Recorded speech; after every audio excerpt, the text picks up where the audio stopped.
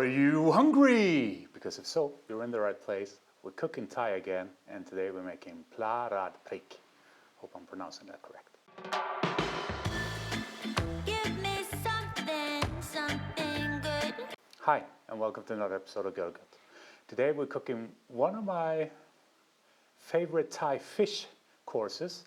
I used to eat this at a restaurant in Frankfurt when I used to live there called Rama 5. And I haven't done it in a long time. I used to do it quite often, but I did it lately again for my family and they loved it as well. So I'm going to make it for you today. But before we have a look at the ingredients, do me the huge favor. If you're not a subscriber to the channel yet, hit that subscribe button and check the bell icon so that you get a notification every Tuesday when a new episode comes out. But now, let's look at the board. Now, this is our fish. It's a Gilt Head Bream. You can kind of use any fish you want for this, any fish you like. I made it with many different fish. You don't even have to make it with a whole fish. I think classically it's done with a whole fish, but I've done it with fillets. I've even done it with monkfish cheeks, was also great. So you need your fish, in this case, Gilt Head Bream. And you need the stuff for the sauce. Now, Pla Rad Prik, as far as I know, just means fish with chili. And the sauce is a chili tamarind sauce. So we have some tamarind paste, 150 grams. We have 150 grams of palm sugar, and we have 100 grams of fish sauce. We have a little bit of salt, 10 garlic cloves. Now for the heat, you have to decide how much heat you like or don't like. I'm kind of a heat lover, but my family not so much. So I'm spicing this one down a bit. So I'm using 5 fresh chilies, bird's eye, and I think 8 dried chilies. And I would say that's medium hot. And we have some coriander. We're just gonna put some of that on top once we're done with the dish. So more for decoration. I might put a little bit into the kind of curry paste that we're making. So let's start with the paste. So our paste is made up out of our chilies. I'm just taking the stems off, the fresh ones. Our chilies, so fresh and dried. Our garlic, and as you can see, I'm going to use some stems of the coriander. I don't believe coriander is in the classical recipe of this, but I kind of like it. Get rid of those. And these are all going into the mortar. But obviously the kind of finer you manage to cut them before, the less work you'll have once they're in there. So just chop them off. You don't have to worry about what it looks like. You can mix it all together as well. So I'll see you once you chopped up all of your ingredients for this. Everything is in, and now it's time to go to work. This takes a bit. Don't hurry it. You can take a break in between if you get tired. You need to work all of this into paste. So I'll see you in, I guess, probably about 5 minutes, but it will be a second lead. I'm quite happy with this. I mean, you can make it finer if you want, but this is fine enough for me. Took me about 5 minutes now. Next thing is we'll start making the sauce. So I'll set up the induction plate here and we'll get going with that. Get a bit of neutral oil in the pan, quite generous, and we go in with our paste.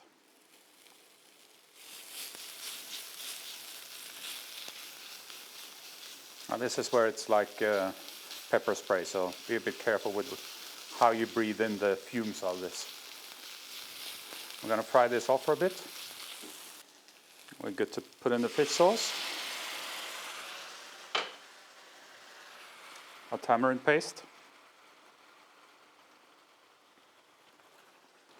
and our sugar.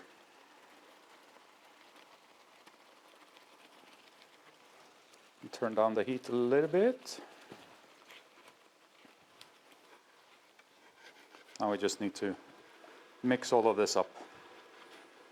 Make sure the sugar melts. I will take a minute or two and let it come together. So I'll see you in a bit.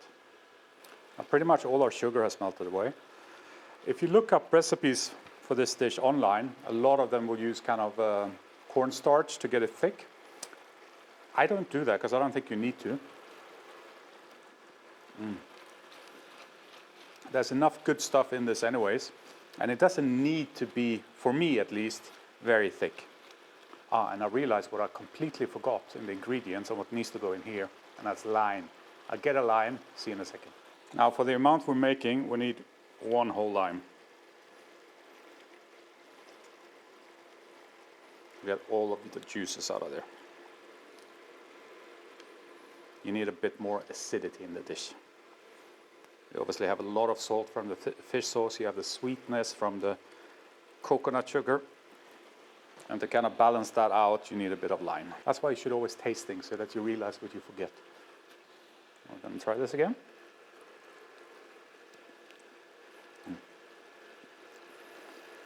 For me, that's perfect, doesn't need anything else. As I said, if you want it thicker, add a bit of cornstarch mixed with water to thickening it up. It's normally, the quantity is normally per volume, 1 part cornstarch to 2 parts water. And it's important that you dilute it in water first, so that you don't get any lumps. But that's it for our sauce. Now, let's prep the fish.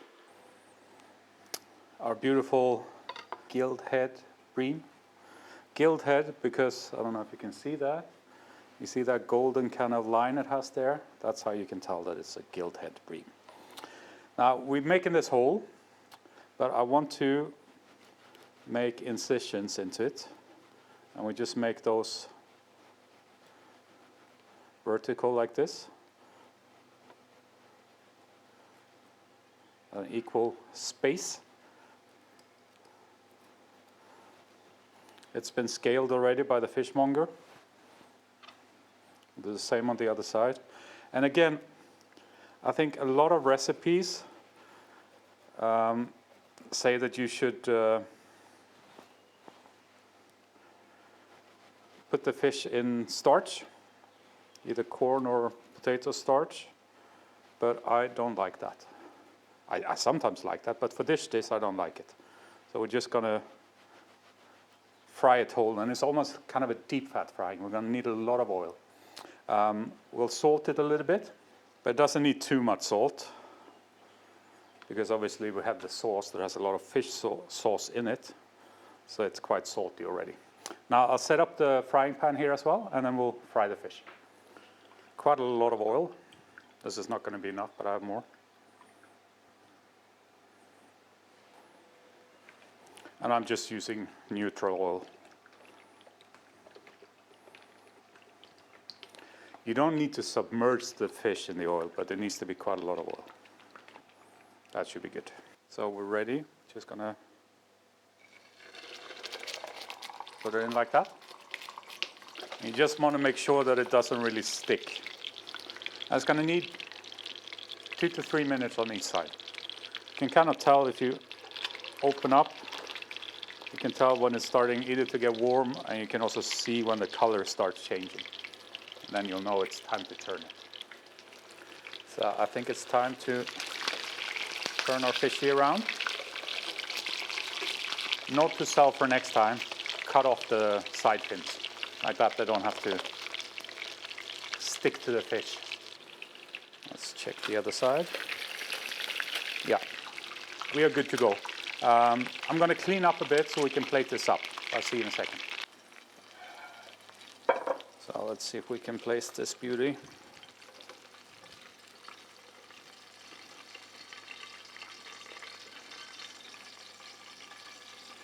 Let it drip off a bit.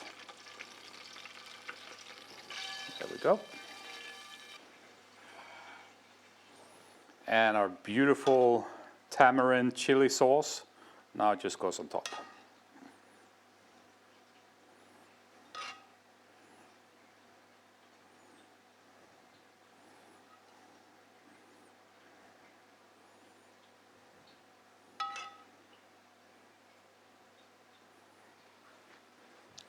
And before we finish this off with the coriander, if you stuck with me this far, there must have been something you enjoyed about this episode.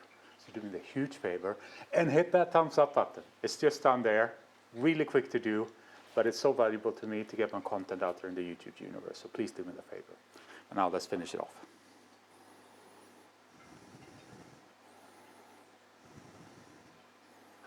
Just a generous amount like this. Now, let's give it a try. Now, I will serve this with some jasmine rice. And obviously, if you don't like the skin, you can take it off. But I find it quite nice, especially when it's crunchy like this.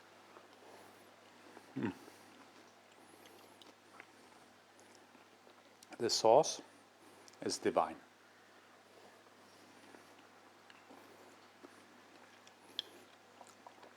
It has everything you need. It has heat. It has acidity, salt. It's perfect. And sweetness even. Yeah. Look how beautiful the meat comes off the bone. You can see the bone down here.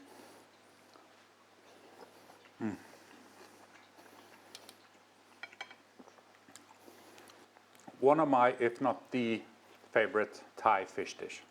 And really simple. It goes quite quick as well. Now I hope you enjoyed this episode. If you have any questions, leave them in the comments below. I always answer them.